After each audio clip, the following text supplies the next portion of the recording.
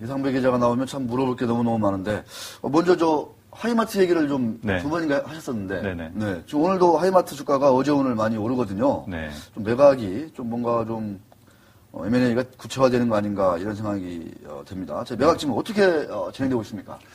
오늘까지 인수를 하고 싶은 사람들은 인수 의향서를 내라 지금 이렇게 돼 있습니다. 네. 그 매각 주관사가 시티 글로벌 마켓 증권인데 여기서 이제 오늘까지 접수를 받고 있고 일단은 낼 것으로 예상이 되는 곳들을 살펴보면 일단 롯데쇼핑 거의 무조건 낼 것 같고요. 네. 그다음에 신세계가 좀 보고는 있는데 여기는 낼 가능성이 높지는 않다. 그래도 내더라도 실제 인수까지 갈 가능성도 높지 않다 이렇게 많이 봅니다. 보긴 보겠지만 의지가 강하지 않다.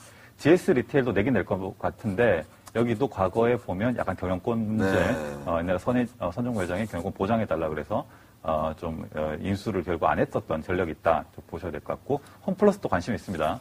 그리고 이런 전략적 투자자, SI라고 하죠. 이런 것만 있는 게 아니고 재무적 투자자, 돈벌이를 위해서 이제 투자를 하는 PF 이런 것들도 있는데 지금 예컨대 이제 MBK, 골드만삭스 이런 것도 있고 KKR이라고 이제 미국 3대, 그러니까 전 세계 3대 PF죠.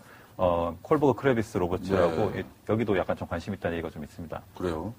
보면은 롯데 그 기업들 중에서 롯데가 조금 유력한 것 같고 그 외에 이제 그 재무적 투자자들이 해외 재무적 투자자들이 좀 다수 가시하는 상황인데 그 손정구 회장은 경영권은 그대로 어떻게 됩니까? 그분의 경영권은 도대체?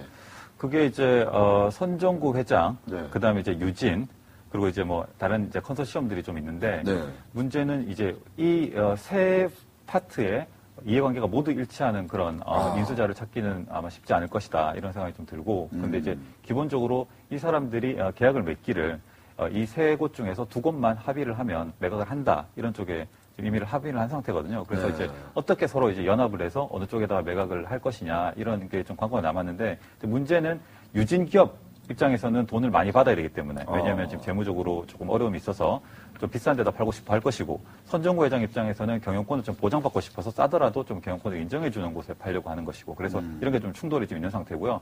그래서 재무적 투자자를 만약에 받아들인다고 하면 손정구 입장에서 유리하겠지만 재무적 투자자들은 비싸게 주진 않겠죠. 그렇죠. 경영권 프리미엄 좀 덜 주려고 할 것이고 이런 좀 부분들이 관전 포인트라고 할 수 있겠습니다. 아 그렇군요.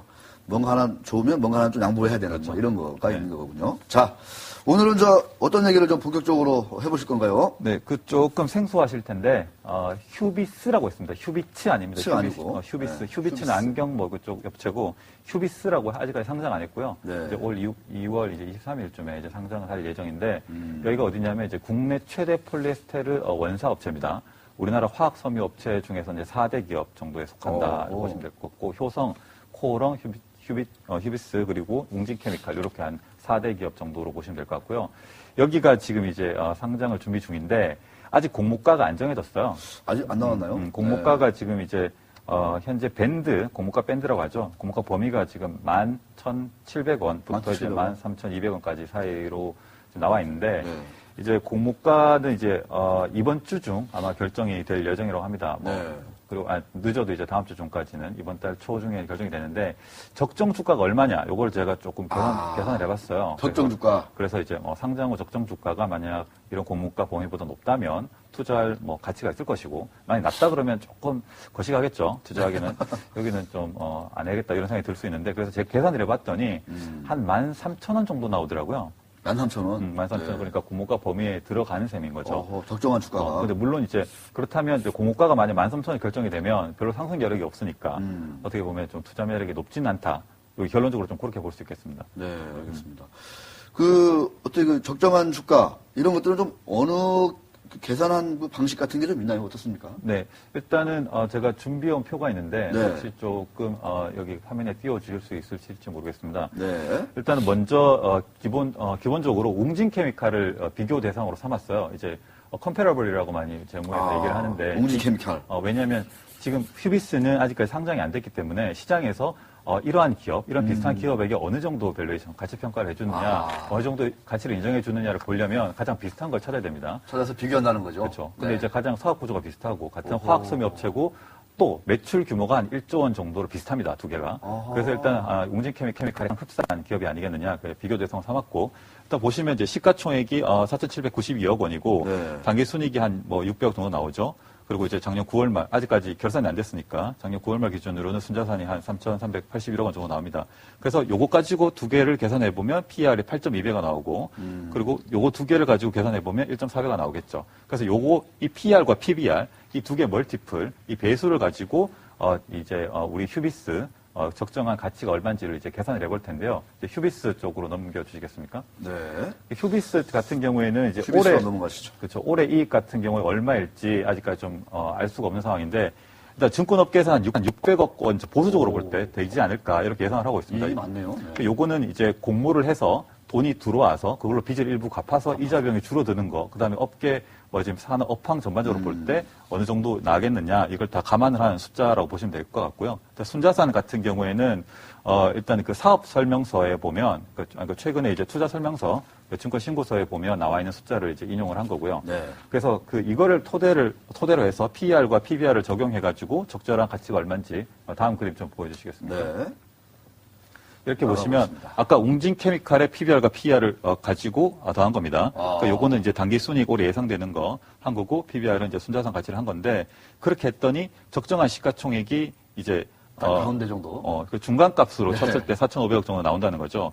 근데 주식수는 이제 현재 주식수에다가 앞으로 신주 발행할 거 더해서 이제 나눠봤더니 적정 주가가 13,000원 정도가 나온다. 뭐 이런 계산이 이렇게 하면 나온다. 진짜 빼도 박도 못 하겠네요. 이렇게 네. 분석을 하고 다니면. 근데 물론 이제 한 가지 여러분 반드시 고려하셔야 될 거는 지금 올해 예상되는 순이익을 좀 보수적으로 잡았다는 겁니다. 600억 원. 그래서 만약에 업황이 좋아진다 그러면 좀 더 높게 나올 수도 있는 것이고 네. 그런 면들 좀 고려하지 않을 수 없고 그리고 보통 잘 아시겠지만 이 수익 가치와 자산 가치가 있으면 보통 이제 수익 가치 쪽에 가중치를 좀 더 많이 두지 않습니까? 보통 이제 2, 1 이렇게 두는데 그렇죠. 네. 화학 업종은 잘 아시겠지만 대규모 장치 산업입니다. 설비가 굉장히 중요하기 때문에 네. 여기서는 PBR과 PER에 그러니까 자산 가치 수익 가치 똑같이 1대1에 가중치를 뒀다.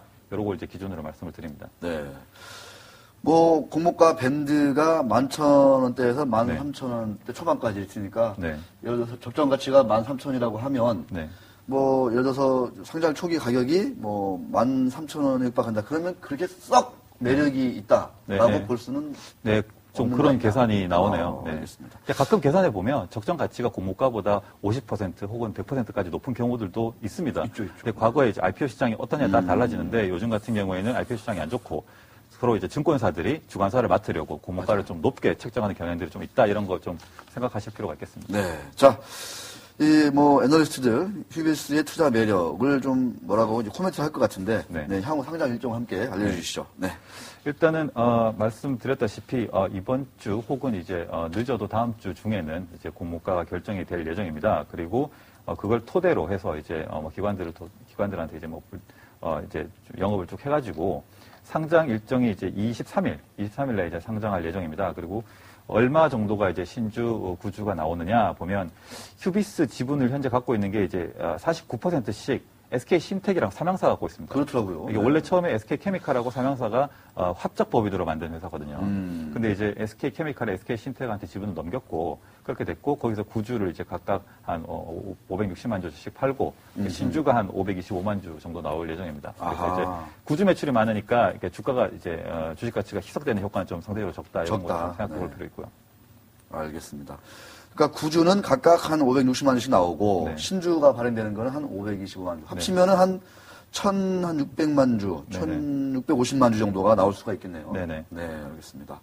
야, 삼양홀딩스가 네네. 상당히 좋아하겠네요, 그죠? 그렇죠. 이번 당장 이제 현금이 들어오니까. 그러니까요. 네. 삼양사.